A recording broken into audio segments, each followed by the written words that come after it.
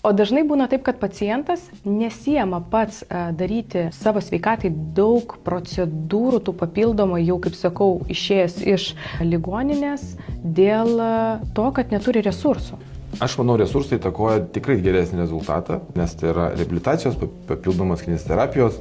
Šiuo metu yra, pavyzdžiui, po kojos traumų specialūs prietaisai, kurie leidžia koją pasyviai lankstyti. Limfodrenažinės kojinės pavyzdys. Tai tie dalykai visi, jeigu tam tikrose situacijose labai padeda, aišku, jie kainuoja pinigus. Tai manau, resursų stoka jo duos prastesnį rezultatą, bet vis tiek pabrėžčiau, kad bendradarbiavimas arba supratimas aplamai ką reikia daryti. Nes pati trauma, lūžis ar kas gyja, tarkim, iki 2 mėnesių. Čia jau toks labai didelis laikas. Vaikam dar greičiau. Tai jeigu mes turim sugijusią traumą, toliau reikia tiesiog atstatyti funkciją. Ir va čia yra pagrindinis dalykas.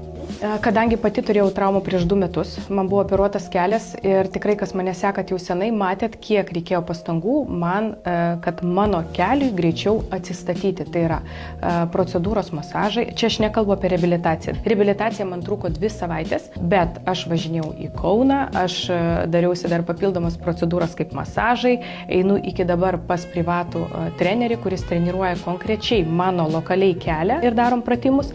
Tai kaip ir gydytojas sakė, kad tai kainuoja pinigus ir aš visą laiką sakau, draudimas tai yra pinigai, kada jų labiausiai reikia. Tai nenueiti ir nusipirkti kažką be viso šito, tiesiog pinigai tada, kada jų labiausiai reikia jūsų sveikatai dar labiau prisidėti ir patobulinti ją.